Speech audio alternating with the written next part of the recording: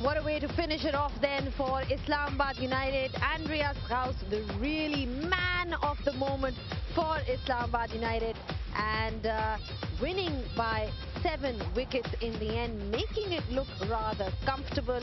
They are the team to beat in this competition. They've been undefeated. They're also the defending champions. Everything seems to be working well for this side. Multan Sultans, lots of things that need to be perhaps reflected upon after this game. Mohammad Rizwan coming out and scoring not as many runs as they would have liked perhaps with the bat, obviously with the ball as well. Like I said, lots to reflect upon, but there's one team that has been on a roll. We're talking about none other than Islamabad United. Like I said, looking good with the bat, with the ball, in the field, overall looking like a comprehensive unit. Now with me on pitch side, I've got Dominic Cork and, like I said, the player of the match with me, Andries Gous. Andries, thank you so much for joining us. You were given an opportunity in today's game. Islamabad United, different conditions from what you've played in Rawalpindi and Karachi, and coming into this one. First of all, talk us through this win, what it means for Islamabad United, considering the fact that, you know, it's always challenging when you're at a different venue. Yeah, thank you. It's quite tough if you keep traveling and traveling. I think the boys know the Pindi wicket really well, but yeah, to win away from home, it's always special. And I think it's now 10 in a row for Islamabad if you go from last year as well, so which is massive for us. And yeah, I think everything just comes down to the amazing environment that we have. Well, first of all, before we ask you about the innings, are we actually saying your name right? Because there's a lot of South Africans in my ear telling me I'm saying it wrong. So when I'm saying Andries Gous, is that okay? You're happy with that? Yeah, I'm happy. And where's the American accent, by the way? You live in Dallas now. Still got the South African. Yeah, I think it's going to take a while. We still speak Afrikaans at home, so it's going to take a while. But it'll happen. Well, I'll give you a bit of it was a lekker innings. You really played well. What is the key to you playing well? How do you actually get into that form? Yeah, for me, is to really keep it simple. I think in the previous games I tried a little bit too much too early. I was moving a little bit and just went a little bit back on footage as well. And today I just really try to be as still as possible and then just really make sure I watch the ball. And I saw a little bit from Rizwan as well. He was runnable at a stage. Unfortunately, he got out at that stage. But if he kicked on, it could have been different. But yeah, so I just thought even if you're runnable at a certain mark, it's okay. So yeah, that was just basically trying to be as still as possible.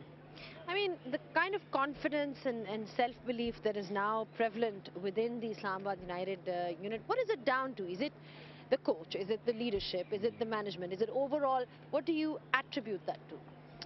I think it comes from the local boys. From the start, I've known Imad as well for a long time, but just from the start, we love to play aggressively, and if you fail, it's okay. We still back you. But yeah, the aggressive mindset, it's with the bat, with the ball, in the field, it's always there, and I think that's why they've been so successful. Right. And just in terms of, you know, there's always, we talk about improving as a side. Islamabad United has done well with the bat, with the ball, in the field. Are there any areas that you as a team talk about, okay boys, this is an area that we need to improve? Yeah, I think our attitude and our energy was a little bit low in the previous game in the field. But that can happen if it's a late start and you sit in the hotel the whole day and things like that. So yeah, today we just had to come out and make sure that we bring that energy, we bring that good attitude, and then if we do that, we know it will really take a lot from another team to beat us. You took the gloves today. How much does that help you as a player as well? Because obviously people who probably don't know you, you're a regular wicket keeper. Out of your 90 games, you've kept wicket 60 times. Does that help? Yeah, that is where I'm the most comfortable. I used to love fielding, but with my finger injuries and stuff, I prefer keeping. So it made me relax as well, and then just seeing the wicket from behind the stumps made it a little bit easier. And you've got also good bowlers bowling, you know, to you behind the stumps, because when you look at the kind of options that Islamabad United has, you know, the spin options, of course, there's leadership in the form of Shadab Khan, Imad Asim. But Jason Holder seems to be a real trump card this season for Islamabad United. Yeah, he's just a beautiful man, a lovely man. I think for him, it's just about his attitude. He just loves taking the game on, and he's such a wonderful person that he just brings such a good energy for everyone. And then he just once he's on song, he's world class. So we know if he bowls right, it's going to be tough. Away from the grind, have you guys had an opportunity to play some golf or do something else? Yeah, we've been on the golf course quite a lot. It was quite disappointing that we weren't able to play today because it's a beautiful course here. But yeah, we know we've been lucky enough that we've been able to get out and play some good golf. Corky can tell you all about that I'll course. tell you about He lives Romanza there when we practically. finish. Don't worry. He practically lives there. Yeah. So I'm sure you can exchange some notes on that. But we're talking about Andries Gous and his wonderful innings today. It really set the tone at the top for Islamabad United. He's also a player of the match.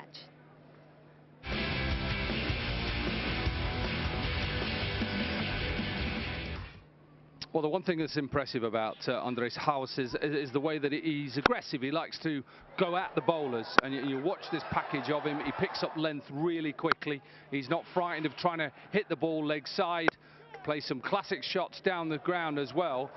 He's a good player, and I'm pleased for him because I think he works hard, and that's why he is player of the match.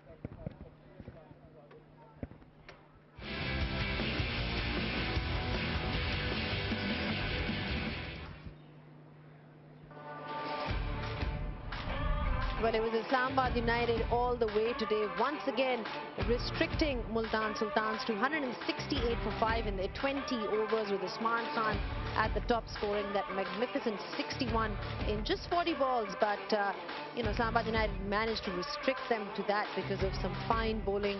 Jason Holder picking up a wicket, Shadab Khan picking up a wicket. A real team effort by Islamabad United, and then in response, runs at the top by House, 80 in 45 balls. Colin Munro once again amongst the runs. Everybody sort of chipping in, and Islamabad United winning comfortably by 7 wickets. Well, I know we asked this question. I think Corky was with me in that previous post-match studio. I don't know who was there, but somebody was at Hessen, I think. I'm not sure. Is Islamabad United peaking too early? I know we've got to ask this because you see that often with teams. They win consecutive games and come the, crunch game, and then it all falls apart.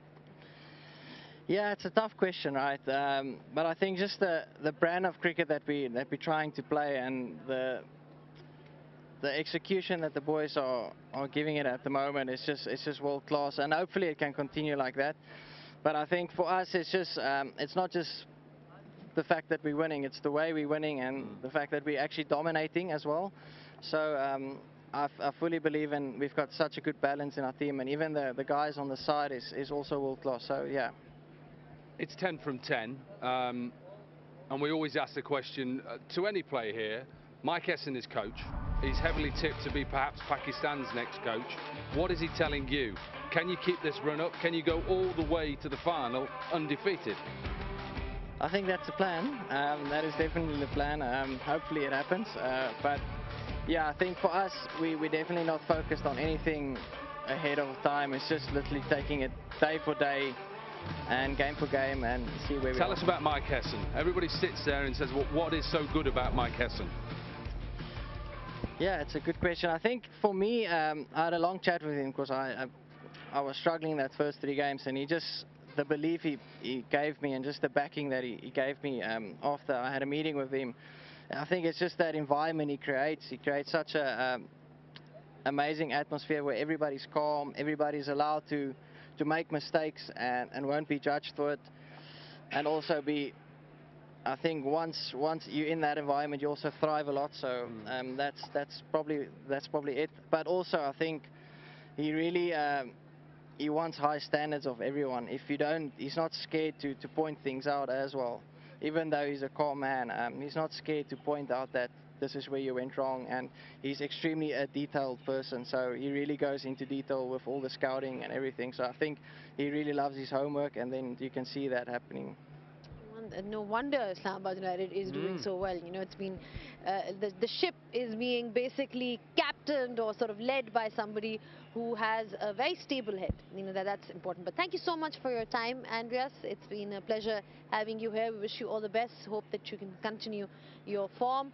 Corky, You're sadly going to be here. I'm staying here. You're staying here. He's on a flight to Lahore. I'm staying here. You're not going to Romanza yet, so Tomorrow.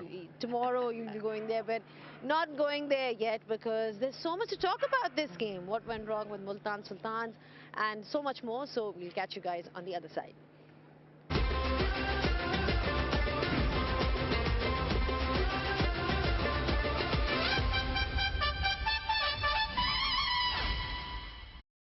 Back on pitch side, just discussing how fine a win it was for Islamabad United. Wajid Khan is sitting really happy with us on pitch side because he seemed to have called Islamabad United as the winning team on day one of the HBL PSL 10. Baz, huge smile on your face.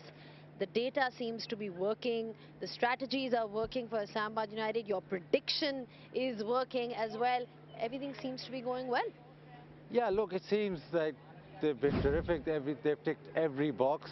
Now they had a slight issue with the opener with Farhan. That box has also been ticked. The only problem I foresee is that it's almost like South Africa, isn't it? They're so good in the group stages. Once they get to the knockout, it's a problem. They are miles ahead of any other team. And the knockouts might just get them to slip up. I was just going to rewind a little bit. Wasn't he sitting here with Mark Butcher and he said that Islamabad, they weren't going to win tonight? Did you not say that? I think we could rewind back. If we got these commentary guidelines, if you'd read them through, you have to be neutral, so you have to pick all sides. You can't just sit on one side. So, Dominic, you don't believe in reading anything, do you? No. Anyway. Anyway, we're talking about the game itself now. But yeah, Baz, I mean... You're wearing my jacket, Tom. Yeah, Somebody's got my jacket. I've got somebody else's jacket on here. Can someone get a grip on these boys and tell them to be serious? Come on, we are being serious. Cricket, it was a fantastic performance by Islamabad United. They are the form team. They're the team to beat at the moment. Multan Sultans have issues with their bowling. I think if we're honest with the way that they set their total tonight wasn't good enough. I just think they just didn't have any acceleration. They should have at least got to 200, the position they got in, but take nothing away from Islamabad United. I think Andries Gous summed it up brilliantly. It's about a collective of people, a collective of a good team. It's run by the Pakistani contingents in there, and I think they've got some. They got people that really just filled gaps from where they needed it from last year. Well, the key wicket for Islamabad United today was always going to be off Yasir Khan. Remember, he made that 87 of 44 balls yesterday, and even today it seemed like he's getting some kind of momentum with that bat. But of course, that wicket was going to be crucial. It's also our turning point of the day.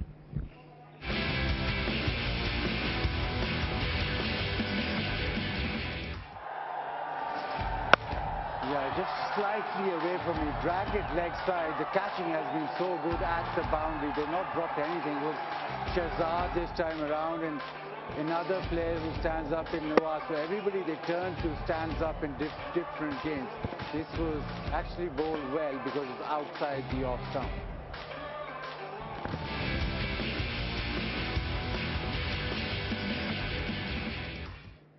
Well, Islamabad United, Koki, made it look so easy with that chase. It almost makes you think that were Multan Sultans short of runs, or is it a case of them just bowling really well in these conditions? I mean, how do you look at the total that I think Multan Sultans were short of runs, and they should have realised that their weak area, I think this year, has been their bowling and trying to defend totals. That's what I see there. So Multan Sultans, I think, should have got to 200. But I think you've got to give credit to the way that Islamabad United bowled. I thought Imad Wasim at the top was really good. I thought Holder was really good. I just think they've got a good balance now of being able to take wickets, but also to restrict in those areas. So it wasn't easy for Rizwan, who I think struggled. He couldn't get really off and running. Usman Khan played very well. But I think you look at the balance of the side, and you know, they've left out 4 players, Islamabad United, and brought in 4 different players. So they're looking ahead to the future. You asked Andries Gous, are they peaking too early? I don't think you can peak too early. Not when you're playing like that. They are the form team, and they're the team to beat at the moment. Well, I'll tell you what, they were cruising altogether, Islamabad United. There was a bit of drama, though. We saw that with Colin Munro and Iftikhar as well. And then it was just quite ironic that Colin Munro got out. And the man who caught that ball was Iftikhar Ahmed. It's also our safe hands for today.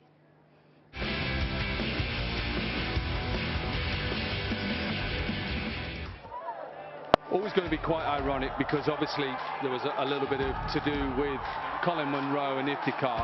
And just a word on that, I don't think Colin Munro should have anything to do with what he did. It's not down to him to say things about somebody's action. I think he should just get on with playing cricket. Disappointed with that, let the umpires and the match referee do it, and that was the best reply Iftikhar could have done. Just catch the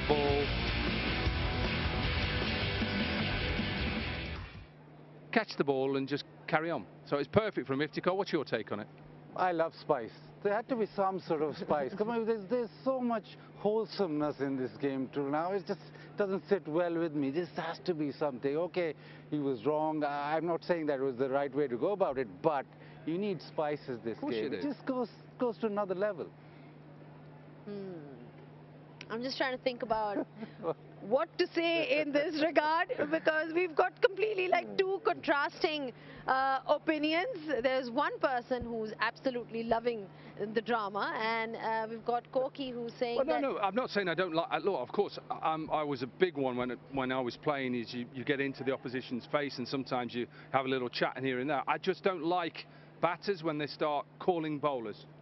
That's not his role to do that, so I didn't like it. Let's move on from it. I think they've probably made peace, and it was the best way for Iftikhar to just answer him. Here you go, you're done, you're out. But does this highlight Iftikhar's action? I'm not saying whether it's right or wrong. I'm just saying, is it something which is going to come in the eyes of the umpires? Look, it's same as anybody action. It's down to the umpires to report him if they think there's a problem, like they did with Usman Tariq. That's what happens. There's a process of going through it. It's not down to any player to make that decision. So we'll wait and see. Iftikhar's been around a long time. He's a major cog in their team. He bats, he bowls.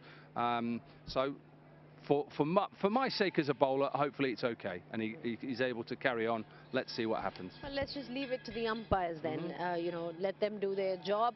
But yeah, a bit of drama then in this game between Islamabad United and Multan Sultans. You need to fix your wardrobe now. You go to a break, yeah? Yeah, Koki, you need to get your jacket on. Well, the jacket is on the way as well. The correct jacket is on the way, Koki. We'll take a short breather on pitch side, and we'll be back with much more, so don't go anywhere.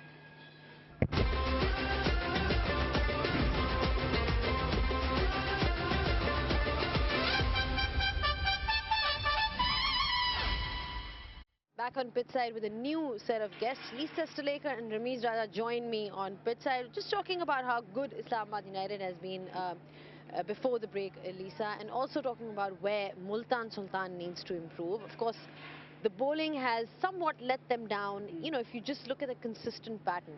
But in terms of today, where do you think they could have, you know, perhaps done better? Yeah, when you look at the different phases for both sides, you feel that Multan Sultans won the toss, elected to bat, so they needed to make more of an impact in the power play from a batting point of view. Scoring just under 50 runs was never going to put Islamabad United under much pressure. So that's where I feel like they just missed a trick. And then probably at that back phase as well, they only scored, what, 50 or 60 runs again, whereas you really need to cash in and be able to score, you know, 10s, 12s. Now, you require a set batter to be there, and that was an issue for them, that they just lost wickets throughout. Usman Khan was the only one really to put his hand up. Absolutely. So, of course, a better effort overall was required by Multan Sultans. On the other hand, Islamabad United, they've just been superb throughout. And even the response with the bat, because there was talk around the fact that this wicket is different to what we saw yesterday. It's a bit on the slower side, but they made it look easy. I don't know whether it's because of Shadab that they're playing like this as a unit, or whether it's the environment that is making somebody like House, for example, who was out of sorts He walks out there and is given the confidence to go out there and have a blast. So, you know, it's the collective effort of everyone. I think there's a lot of clarity on the roles. They know, you know, how to perform. They play well under pressure. They play the big moments better than most oppositions. I think that's the other positive about United. They seem to have better temperament and understand the value of getting off to a start, whether it would be with the ball or bat. You know, they're probably the only team also, Lisa, and correct me if I'm wrong, that have made kind of a comeback with the ball after being blown away in the first 6.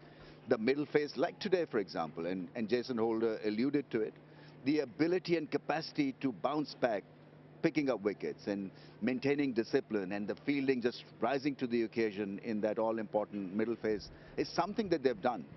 What I've noticed about Islamabad United is there's so many skippers within that side, so many captains that captain other franchises. Obviously, Jason Holder used to captain the West Indies, so they're always thinking about the game. So maybe that's another reason why they're able to kind of flick switch or adjust whilst the innings instead of going through the post-analysis and then going, oh yes, we should have done this.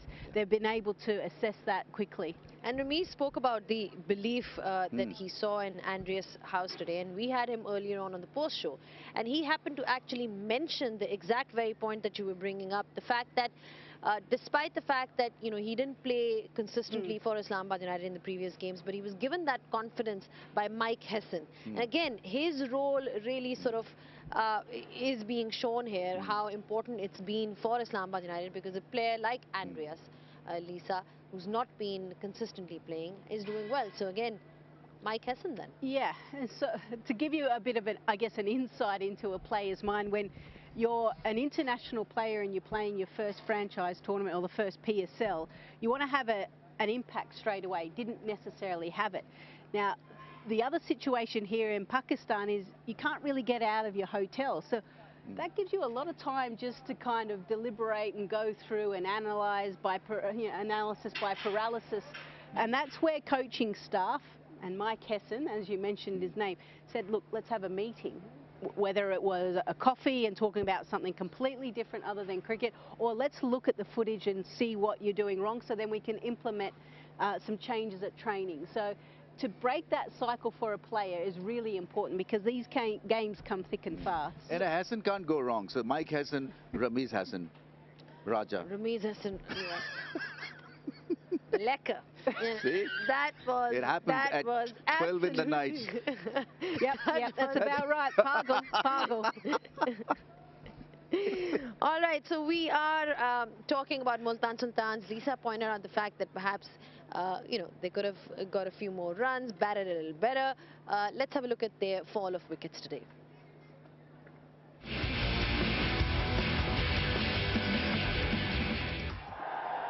Yeah, well, as I said, they needed to really get off to a big start, and Yasir Khan, who did so well previously, managed to pick up 29, and then Mohammad Rizwan, after kind of building a nice little partnership and finding the boundary, it was a very soft dismissal, couldn't get to the pitch of the ball.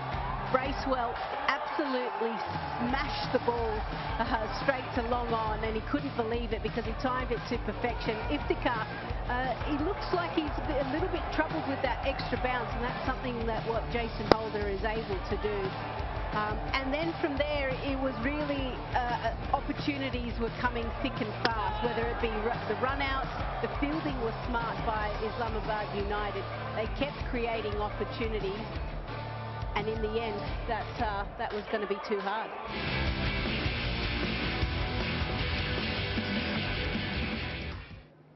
Well, problems for Mohammad Rizwan then, Ramiz, because they've lost a few games. They lost in Pindi, and now coming into Multan, it seemed like things were going great for them. And of course, you can't judge a team based on just one result at home.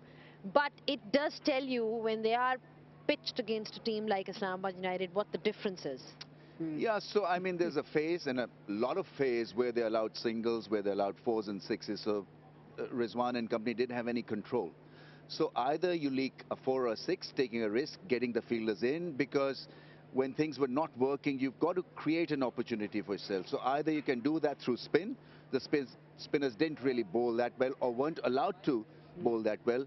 Or you can then juggle your fielders. You know, get the fielders in, maybe get a mid-off in, get a mid-on in, let them hit over the top. You take that risk because it was evident that they're not going to win this by the tactics that we saw from Rizwan and company. So he's got to learn quickly because he is captain Pakistan. I don't know whether, you know, they always need to bat first because you've got to understand what the team offers with the bat first up. I felt they really went hard without really troubling the opposition. They looked desperate. They looked to try to hit the ball hard. It was a different pitch, and United a different kettle of fish when it comes to bowling. Well, they were 90 for 1 initially at one point. They did start off really well. Usman Khan also getting amongst the runs, and he's somebody who can hit the ball very hard. Let's have a look at some of his sixes from today.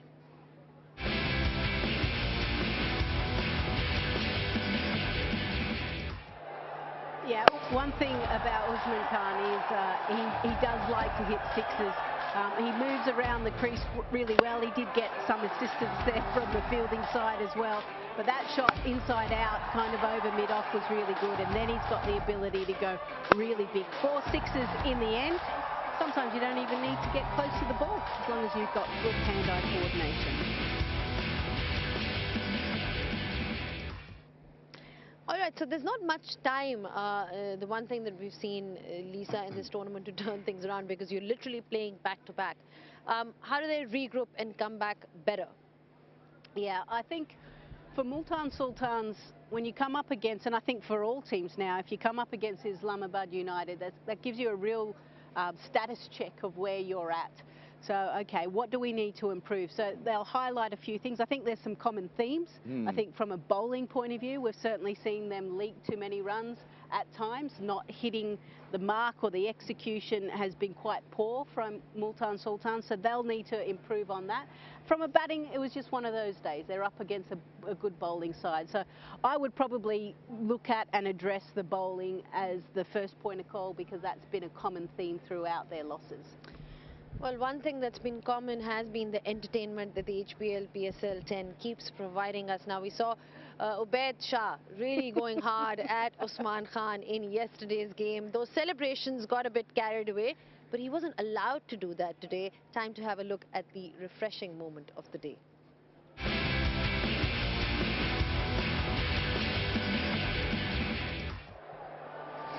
Yeah, I mean, almost a concussion test for the keeper. And that was a first for me, you know, so you just take it easy. And so he was done for the count, yeah. A lot of laughs for the gallery. Yeah, but I'm sure there's a concussion timeout there needed. And this time, got behind. And I think follow through. And I'm sure that it'll be more restrained celebrations this time around. It comes in, asks him to keep away. Yeah, that's all in good humor. Lovely stuff.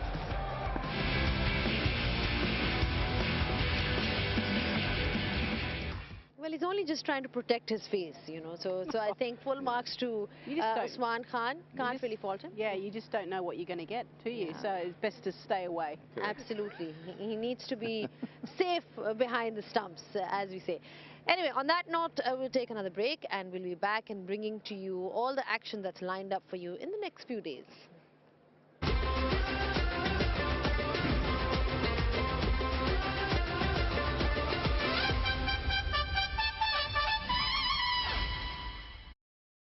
Well, back on pitch side, when it's been really busy on the field, but we've also been keeping busy off the field because my fellow Aussie friend, you know, Lisa Sthalekar. Oh, friend. I'm glad I got the friend in there. Lisa Sthalekar wanted a day off. She wanted a bit of Eastern flavor, and I took her to the streets of Multan. Now, a little while back, Erin Holland got the taste of Karachi. She was taken out for a nali biryani. Now, I need to get out and about, and I'm here in Multan, and I think I found the right guy. She's just popped up here. Zainab. Right, it's me once again to spoil your day. Oh, not spoiled. Make my day. Now, absolutely. What are we going to do? Because I need to get out of the hotel and I need to see Multan. But first things first, this attire needs to change. It's looking cool, I will admit that. Oh, okay. But we've got to make you look even more cooler. And that can only happen when we get a bit of Eastern flavor and make you wear something which is Eastern with some nice shoes. And yeah, really blending in with the culture. Let's do it.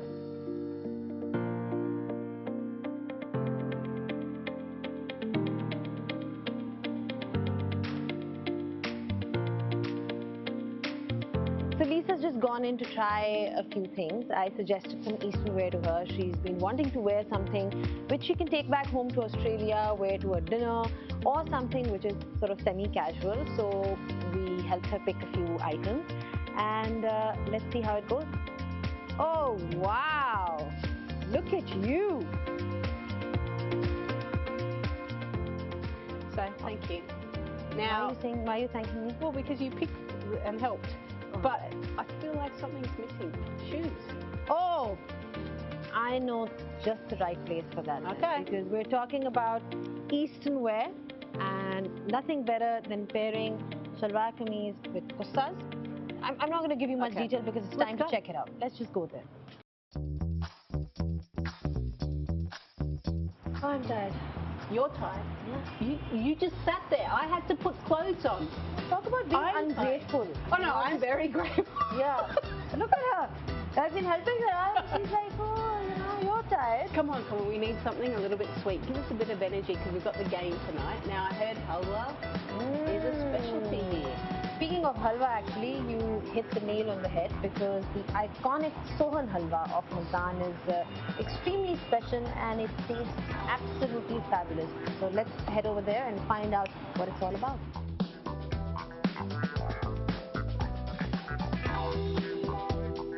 Alright, so Lisa, one thing I'll tell you about this shop. It exists since 1961. 61. Since 1961. Wow. It's called Rewari Sweets. So I think without further waiting, it's time to dig in. This is what we've got, and there's a few different types that exist right now. Lots of almonds, lots of nuts in it. So if you have any nut allergies, then it's probably not for you.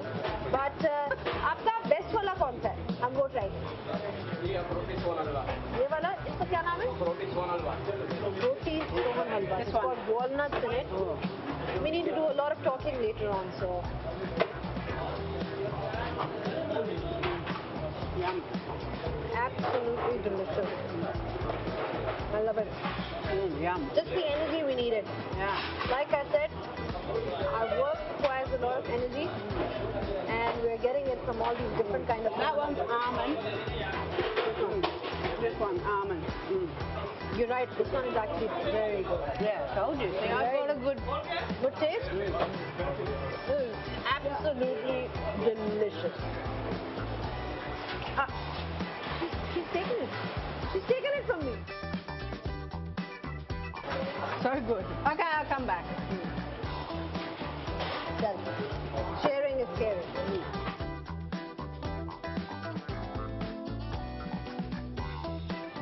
All right, now that we've loaded up on the calories, it's time to go and burn them at the ground. We just sit there and watch. We don't burn any calories. No, we do a lot of walking as well. So that does count as part of the... And a lot of talking. Walking and talking. Talking requires a lot of calories as well. What are we waiting for? Let's go. Chale.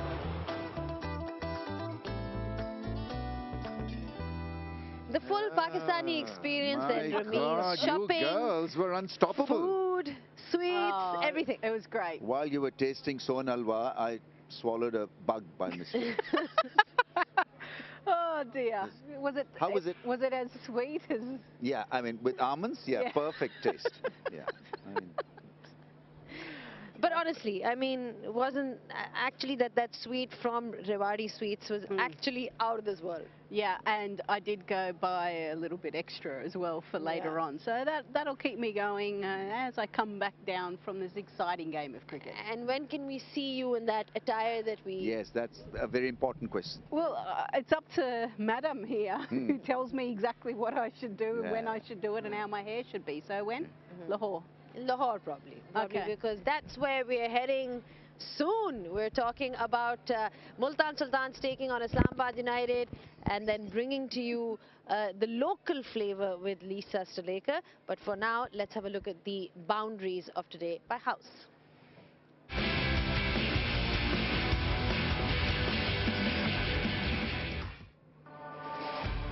Yeah, I mean, plenty of good shots to admire.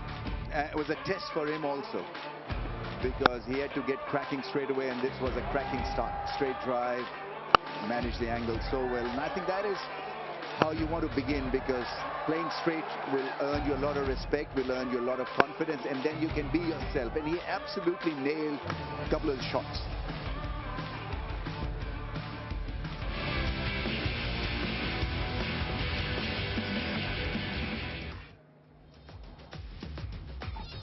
Well, it's been non-stop action from Karachi, Pindi and Multan. And now, tonight, which is in a couple of hours' time, we'll be bringing you all the live action from Lahore at 7:50 p.m. It's match number 14, and the home side, Lahore Qalandars, are in action against Peshawar Zalmi.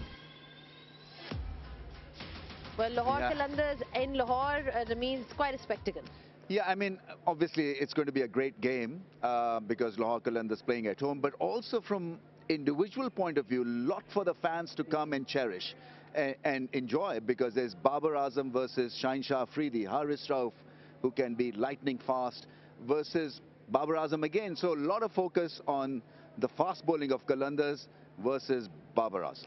And Babar Azam's team also needs to perhaps get that win on and get those 2 points because we've seen them, they've been a bit inconsistent, Lisa. Yeah, they have. They haven't been able to kind of stitch together a proper performance throughout this tournament. So they don't want to be lagging too far down the bottom of the table. They want to be able to start to climb up that. And by beating the home side, it's the first time these two teams are meeting as well in the competition, you want to throw the first punch. Maybe not physically and literally, but they want to get that victory. All right. Thank you so much for your time, Lisa. And thank you so much. A very punchy end to the conversation.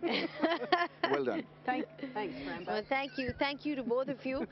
But it's time to head home now. Really? After all the shopping and the cricket and the work and everything else and all the action that we've seen from Multan Sultans and Islamabad United, that's all that we have for you from here in Multan. Like I said, the action is now moving to Lahore. Of course, we'll be back in Multan as well with all the coverage. I hope you guys enjoyed today. Until next time, it's goodbye.